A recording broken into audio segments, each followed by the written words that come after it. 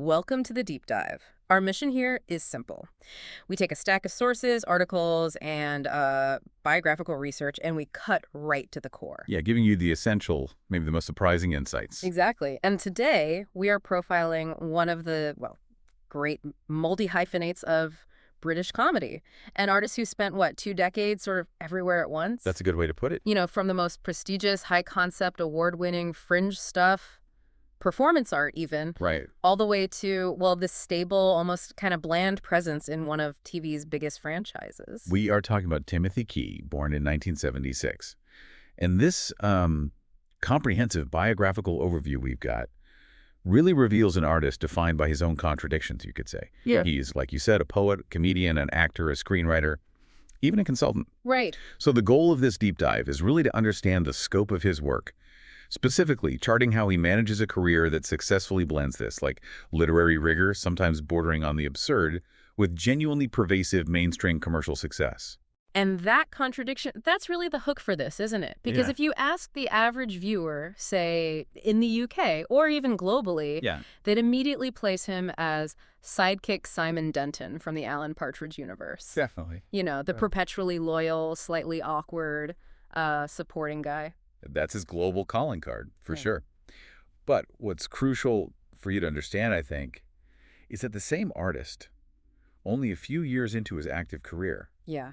won the 2009 Edinburgh Comedy Award for Best Comedy Show. Which is huge. It's arguably the biggest prize in world comedy. And he won it for a solo show called The Slutcracker. Which was a poetry show. That's the key thing. Not stand-up, not sketch. No, performance poetry. And that specific achievement, it just establishes his career template right away, doesn't it? Highly literary, deeply funny, intentionally sort of niche, yet critically acclaimed to the highest degree. So let's start by looking at where this unique, kind of non-linear approach actually began. Okay, let's unpack this then, starting with his educational foundation, because it immediately signals, a divergence from the typical path you'd expect for a performer. Key grew up in Impington, Cambridgeshire. Right. Attended local colleges, but his university choice and his degree, definitely unexpected. He went to the University of Sheffield. And he got a Bachelor of Arts degree in Russian. Russian. Yeah. And look, this isn't just a quirky detail. It's actually highly significant, I'd argue. When we talk about the most famous comedians or writers coming out of the British university system. Yeah, Oxford usually, maybe English lit, history. Exactly. They typically studied English literature, history, or perhaps something performance adjacent. Right. So studying Russian, a language steeped in this huge literary tradition, complex linguistic structures. And when you think about the comedic potential in Russian literature itself. No, absolutely. From Chekhov's sort of existential angst to the societal absurdism of like Gogol or Bulgakov. How does that, do you think, inform his later work? Does that explain some of the specific intellectual rigor we see in his comedy? I think it absolutely does, or at least it points towards it.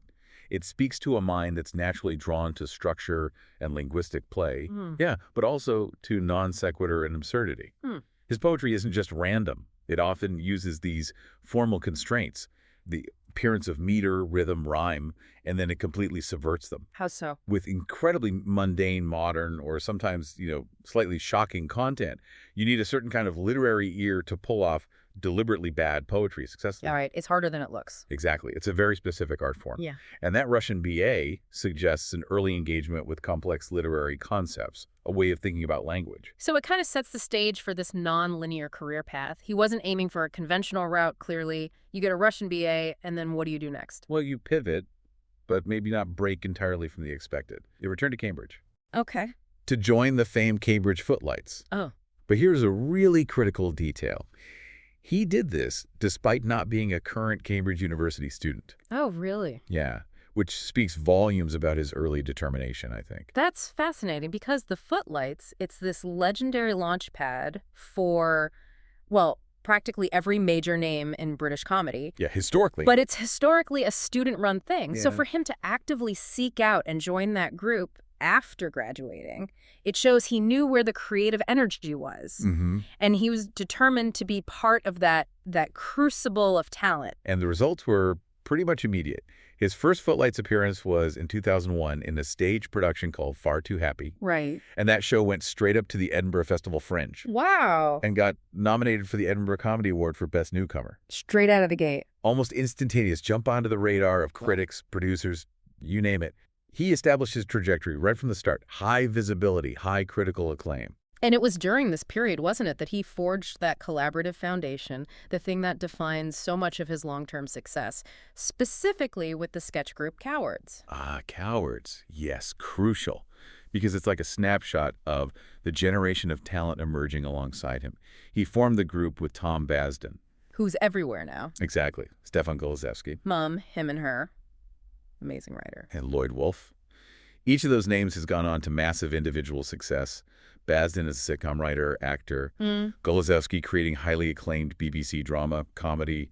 Wolf's acting career. So Key was operating in this intensely collaborative, really ambitious environment right from the beginning. What was the style of Cowards, generally? Their style was distinctively smart, often quite surreal, and maybe slightly melancholic, which is kind of a hallmark of that early 2000s Footlights output, I think. And they moved pretty quickly from the stage into television. They got their own TV series, which aired in 2009. And this demonstrated Key's ability to work as part of a, tightly structured, successful writing team. It really laid the groundwork for his later collaborations. Coogan, obviously, but also Horn, Watson. Right. He learned how to structure narrative, how to maximize comedic impact within a group, which is a totally different skill set than, say, solo performance poetry. It seems like that 2009 period was massive for him then. The Cowards TV show airs, and then he just explodes solo. Let's move to section 2 and talk about how he really conquered the stage, but completely on his own terms. Yeah, if Cowards was the proving ground for collaboration, that 2009 Edinburgh triumph with the Slutcracker was his, Declaration of Independence, a singular artistic voice. You really can't overstate the shockwaves this sent through the comedy world at the time. You mentioned it won the top prize, the Edinburgh Comedy Award for Best Comedy Show. For anyone listening who might not know the award's history that well, why is winning it with a poetry show? Why was that such a revolutionary act? Well, because the award, pretty much since it started, has overwhelmingly recognized stand-up comedy. That's right. Or maybe high-energy sketch, character comedy. It rewards polished, joke-heavy routines, generally speaking. And the Slutcracker wasn't that. Not at all. It was intimate, highly conceptual. It relied heavily on Key's very deadpan delivery of these poems. Yeah. Which were this kind of self-aware doggerel, often mixing the profound with the completely pedestrian, and then punctuated by him doing things like throwing cashews at the audience or using absurd props. Right, the visual element. It forced the entire critical establishment, really, to redefine what a comedy show could even mean. And the fact that he was also nominated for the Malcolm Hardy Award for Comic Originality in the same year, that just reinforces the point, doesn't it? Totally. This wasn't just a successful show, it was an innovative concept. Critics immediately saw it as boundary pushing. Exactly. It had intellectual heft, real originality, and Key understood the commercial value of that critical success. He leveraged it straight away. How so? Took the Slutcracker to the Melbourne International Comedy Festival the very next year. This is how he established his distinctive performance brand globally. Yeah. Literary, sort of lo-fi aesthetic, but incredibly sharp underneath. It speaks to the confidence he must have gained from that success, that he simultaneously started looking for more demanding, maybe more traditional acting roles. Yeah. That high-concept fringe success suddenly opened doors to serious theater work. It really did. The move into theatrical versatility, it just demonstrates his extraordinary range beyond his particular brand of poetry. He co-starred in Daniel Kitson's critically acclaimed play, Tree. Oh, wow. Kitson's another unique voice. Exactly. It premiered in Manchester in 2013, then transferred to the venerable Old Vic in London in 2015. And collaborating with Kitson, another boundary-pushing artist, showed Key's commitment to sophisticated, non-conventional dramatic work, too. And then, not long after, he was in some serious high-end drama, Yasmina Reza's massive play art. Right, at the Old Vic again. Alongside acting heavyweights like Paul Ritter, God rest his soul, and Rufus Sewell. That ran late 2016 into early 2017. How does an artist sustain two such vastly different aesthetics? The conceptual, self-aware poet on one hand, and the highly disciplined classical theater actor on the other. Without confusing his audience, I suppose. Well, I think the connection might lie in his mastery of tone and constraint. Okay. In his poetry, the constraint is the structure of the verse itself, which he then deliberately subverts. Right. In traditional drama like art, the constraint is the text, the blocking. And his comedic ability, that timing, allows him to find the sud of truth and humor within those rigid boundaries. His stage training, whether doing his own stuff or someone else's, seems constant. But despite these forays into established drama, he never actually abandoned his signature aesthetic, did he? His later stage work, like Megadate that toured 2017 to 2018, leaned right back into his core, familiar performance format. Oh, absolutely. It felt like a conscious return to form. Like the Slutcracker. Megadate followed the pattern, Key reading his self-aware doggerel, interspersed with those idiosyncratic, really distinctive black and white films he makes. It's his comfort zone, maybe, but it's also a highly consistent, recognizable format. It ensures his audience knows exactly what they're getting. Which is Intimate, funny, slightly chaotic literary performance. And we see that consistency evolve again with his most recent major stage success, Mulberry, which really highlights his ability to turn shared global experience into compelling, sellout art. Yes, the 2023 Mulberry Tour. It's centered thematically on Key's highly relatable experience during the COVID-19 lockdowns in Britain. Yeah, we all went through that. Exactly, and it showcased how immediately and effectively he can respond to the contemporary moment. And the response was incredible, wasn't it? A sellout tour across the UK and Ireland. But that success went beyond national borders. The real indicator of his expanding international appeal, maybe, is that he took the show based on a uniquely British experience of lockdown. Yeah. To the Soho Playhouse in New York City. Wow. That's real proof that his hyper-specific, highly literary voice can have universal resonance, provided the humor is grounded in a shared human experience, like, existential dread or extreme domesticity. Right. His stage career is just a perfect example, really. Starting small, winning big, and then using that credibility to sustain both commercial acting roles and this very niche, self-penned performance art. Okay, so moving from that intimate, sometimes chaotic world of performance poetry, we absolutely have to address the character that probably cemented his place in the mainstream consciousness more than anything else, Sidekick Simon Denton. Ah, yes, Simon. This role provides that stable, recurring anchor in his career, doesn't it? It's a testament to his ability to play a really subtly comedic foil. Where did it start? The character debuted in the online series Mid-Morning Matters with Alan Partridge, way back in November 2010. That timing is crucial, isn't it? Mid-Morning Matters showed Steve Coogan's team were really aware of changing media consumption. Starting the series online, it was later broadcast on Sky Atlantic. In 2012, pushed Key's face and his very distinct, restrained comedic timing out to a massive, immediate audience. And the character of Simon Denton is just a perfect comedic construct, really. He's the bland, totally loyal presence that allows Partridge's monstrous ego to just bounce off him. Yeah. Key delivers a masterclass in subtle reaction. He's not overtly funny himself. His humor comes from his sincerity, his slightly painful, genuine adoration of Alan. And once that relationship was established, it was pretty clear Key was a permanent fixture, wasn't he? He reprised the role in the 2013 film outing Alan Partridge, Alpha Papa. Right. That transition from a web series to a major feature film confirmed the character's popular appeal. And the partnership just keeps evolving, spanning decades now. Right. The role of Sidekick Simon was brought back for the successful BBC series, this time with Alan Partridge, which ran from 2019 to 2021.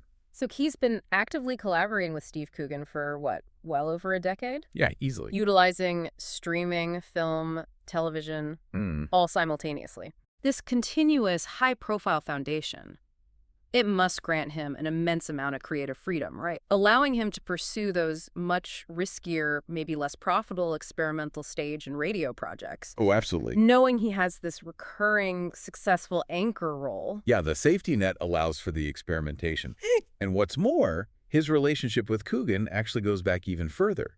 He appeared in the satirical comedy Saxondale way back in 2007. Oh, I didn't realize that. Yeah, showing an early established trust in Key's ability to deliver that very dry, understated comedy. And he appeared with Coogan again later, didn't he, in the 2019 film Greed, playing the character Sam. That's right. So this isn't a one-off casting. It's a deep, recurring creative relationship. Key is clearly valued as a reliable, subtle comedic actor within that tight, very influential Coogan ecosystem. It's proof that sometimes the most successful collaborations are just the most consistent ones. So, if the Partridge collaboration provides stability, Key's partnerships with Alex Horne and Mark Watson, well, they provide the fertile ground for genuine innovation, I think. Section 4 really shows Key is driven by this desire to invent entirely new comedic games and formats. Okay, let's start with We Need Answers. Co-created with Watson and Horne for BBC4 back in 2009. What was the core format of that show, and what did it say about their inventive streak? It was brilliantly bizarre, actually. It was a comedic quiz show, right? But the conceit was totally unique. Yeah. Instead of answering questions based on their own knowledge, celebrity contestants had to answer questions posed by various online sort of question-answering tech services that were popular back then. Oh, I remember those. Ask Jeeves kind of thing. Sort of, yeah. It was commentary on the nascent technological age, really, wrapped up in a quiz show format. Watson hosted. Horne handled the technical side, the apparatus. And Key's role? Key's role was reading the questions. It's a perfect example of taking a very specific, kind of niche technological reality and turning it into a comedic premise. But the true collaborative genius arrived outside the main show, didn't it, with the online stuff? It really did. Yeah. The BBC uploaded bonus online content for We Need Answers, which were basically just videos of Key and Watson playing this highly specific parlor game they had apparently invented years earlier. No More Women. Right. That's the genesis moment, isn't it, of what became this massive, sustained online hit. They were just playing this idiosyncratic card game narrated by Horne, seemingly just for fun. And that game had this remarkable, almost viral trajectory. Especially during the pandemic lockdowns, it really took off. They reunited in 2020 to play it as a trio, Key, Horne, and Watson, renaming it No More Jockeys. Which became a true cult hit. Absolutely. For anyone listening who hasn't encountered it yet, what are the basic rules of No More Jockeys? And why did this simple, frankly, quite silly game resonate so profoundly during that period of global stasis? Well, the rules are deceptively simple, yet somehow immensely complicated, which is the genius of it, I think. Okay. It's played with standard playing cards, right? Yeah. But each card represents a jockey, basically a person or a category of person that has to be eliminated from the game if that card is played. Right. But the joke is that every category is based on highly arbitrary linguistics, sometimes completely pedantic definitions. For example. Like if you play a 4, you might declare no more jockeys who have ever worn a hat, or maybe no more jockeys whose name contains the letter S. Okay. And then Key, Horne, and Watson spend minutes, sometimes hours, arguing over the precise pedantic definition of the elimination criteria. It's hilarious. So it's comedy based on collaborative, competitive pedantry. Precisely. And it resonated during lockdown, I think, because it provided this perfect escape, a consistent, low-stakes environment where 3 highly intelligent, witty people were taking something utterly nonsensical with extreme seriousness. Yeah. It was intellectual structure applied to total absurdity.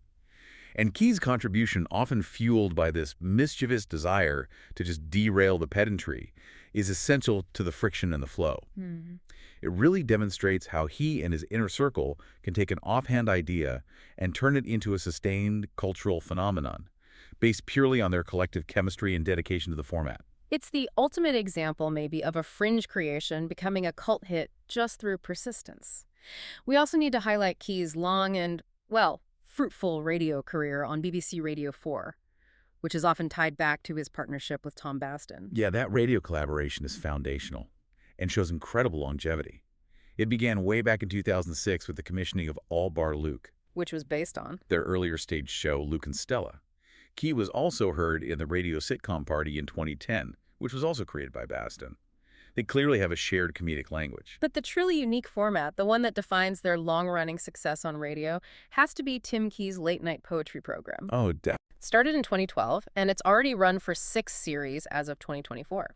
And here we see his signature stage aesthetic, the self-aware poetry, translated perfectly for the airwaves. It's not just a poetry reading, though. No. It's an interactive show. Key reads his verse, and Basden provides musical accompaniment and, crucially, these conversational interjections. Okay. Basden acts as the grounding element. Sometimes he's slightly bewildered, sometimes gently mocking the poetry. It gives the show a dynamic, rather than just being a straight recitation. Before we move on to his screen portfolio, We absolutely must indulge in one of the most wonderfully quirky footnotes of his early career. It just provides such great texture, doesn't it? His willingness to jump into almost any project. I know exactly where you're going with this. His appearance in 2002, right at the start of his active period. Yeah. In the first series of Britain's Worst Driver. Yes. He was billed as Timid Tim. It's such a fantastic contrast to the award-winning poet and the subtle screen actor we know now. What do we actually know about his time on this, well, reality show? Well, the whole point of this show was finding and reforming terrible drivers. Right? He was eliminated second. So bad, but not the worst. Apparently quite bad, but not catastrophically so.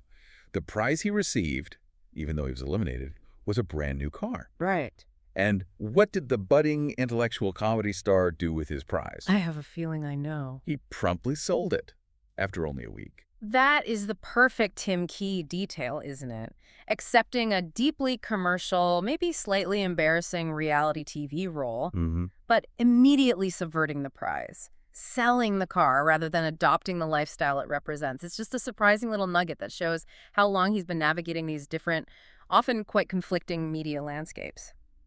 Okay, Section 5 takes us into his really impressive screen portfolio, highlighting that his influence is, well, both front and center as an actor, but also quietly working away behind the scenes.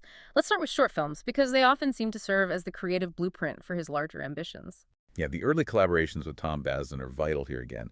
Their short film, the one and only Herb Maguire, plays Wallace Island from 2007, was an instant critical success. How so? It won Best UK Short at the Edinburgh Film Festival, and critically, it secured a BAFTA nomination in 2008. Wow, a BAFTA nom for a short. That's a massive early professional validation of their writing partnership. And here's the incredible long-term payoff, isn't it? That short film became the creative foundation for the 2025 feature-length film, The Ballad of Wallace Island. That's right.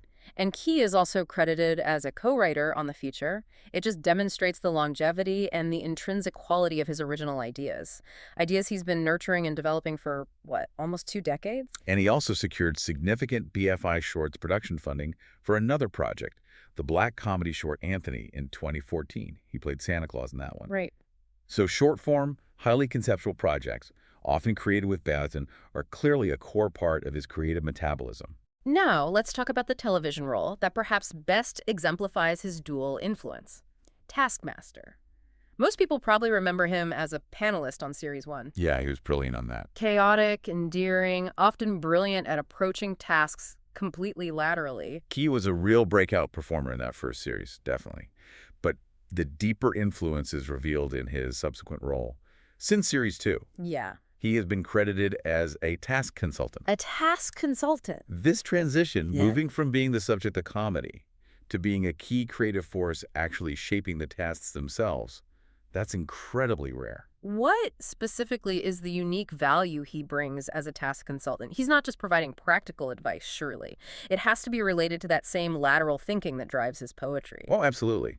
The show requires tasks that are simple in premise, but actively encourage lateral, often unnecessarily complicated thinking. Key's mind, which specializes in combining the mundane with the absurd, writing a poem about a lost sock, but in heroic couplets, is perfectly suited to engineering those scenarios. He provides that intellectual curveball. Can you give an example? Well, he might conceptualize a task where contestants are forced to write a poem about a celebrity, say, but they can only use words found on a takeaway menu. Ah, okay. It's that blend of constraint and arbitrary self-seriousness that Key really champions. It's a key example, no pun intended, of his behind-the-scenes influence, using his poetic and comedic structural expertise to enhance a massive global format.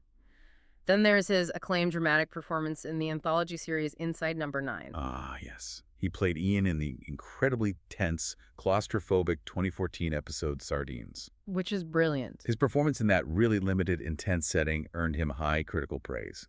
It was one journalist specifically who called him an unsung hero of British comedy. That title just encapsulates his career perfectly, doesn't it? He is critically lauded, consistently excellent in whatever medium he chooses, but often operating just slightly outside the full glare of the A-list spotlight. Preferring creative complexity over simple visibility, perhaps. It says that way. And it's a role he clearly values as he returned to the show, appearing as himself in the final episode in 2024, plodding on. And while he excels in these defining supporting and consulting roles, he has also carried major leads. He starred as Gideon Bannister, a 17th century witch hunter, Right. in the 2022 BBC Two comedy series The Witchfinder. That's a significant, challenging historical lead role. And we must, again, tie back to his collaborations. He took on the role of Ray the Nemesis, an old archery teammate. That's right. In Tom Basden's excellent BBC sitcom Here We Go in 2022, he truly is constantly cycling through these diverse roles, always working across different platforms with his small, talented, creative circle. And looking at his feature film range, outside the Partridge films, he's consistently present in high-quality, often ensemble projects. The Double in 2013. The star-studded murder mystery, See How They Run in 2022, playing Commissioner Harold Scott. Yeah, he was great in that. And the historical comedy Wicked Little Letters in 2023, where he played Father Ambrose. He's just a reliable character actor who brings instant gravity and comedic timing. But his career trajectory now seems to be pointing, well, internationally. His upward cinematic movement continues with his casting as Pigeon Man. Pigeon Man. In the massive 2025 sci-fi film Mickey 17, which speaks to his rising profile in global cinema, surely. However, the most significant indicator of his international momentum might be his major upcoming role as Ken Davies in Peacock's The Paper in 2025. Right, The Paper. This is described as a follow-up and spin-off to the American version of The Office. Wow. This places Key in the main cast of a huge international network series, potentially reaching an entirely new, massive audience across the Atlantic. That is a monumental shift, isn't it, from reading poetry interspersed with homemade black and white films? Quite the journey. It is easy to forget, though, given that incredible acting and collaboration portfolio, that at his heart, Key really identifies as a poet. We can't conclude without circling back to the literary output, because for a self-proclaimed poet, Key has produced a substantial body of work, much of which acts as an extension of his performance persona. Absolutely. His bibliography lists 7 books, I believe, and all of them are rooted in his signature style. Even the titles themselves are conversational and self-referential. Yeah. Immediately setting a tone of witty, slightly mock-serious instruction. Early works include Instructions, Guidelines, Tutelage, Suggestions from 2009. Great title. And The Incomplete Tim Key in 2011. And he also found a unique way to translate his stage performance to audio, didn't he? Releasing the album Tim Key with the string quartet on a boat in 2010. Ah, yes. That project, featuring his poetry backed by a string quartet and, of course, Basden. Interjections from Tom Basden, it perfectly captures the live theatrical aesthetic, but in audio form. But the most culturally relevant body of his literary work, arguably, arose directly from the constraints of the pandemic. His first book from this period, he used Thought as a Wife, an anthology of poems and conversations from inside, published in 2020. It beautifully chronicled his experience during the UK's first COVID-19 lockdown. This just highlights how immediate and adaptive his art is, doesn't it? He captured that shared global experience of suddenly being confined, blending the genuinely poignant with the everyday absurdities. It's a masterful piece of chronicling the contemporary moment, really. And this literary project, it generated the energy for his subsequent work, didn't it? It led to the sequel, Here We Go, Round the Mulberry Bush, an anthology of poems and conversations from outside in 2022. Right. And as we discussed earlier, this book then directly informed the content and the title of his stage show, Mulberry. Which toured in 2023. Exactly. It's a closed artistic loop. Personal experience becomes a book, which then powers a successful international stage show. His recent writing is maintaining this quality and relevance too.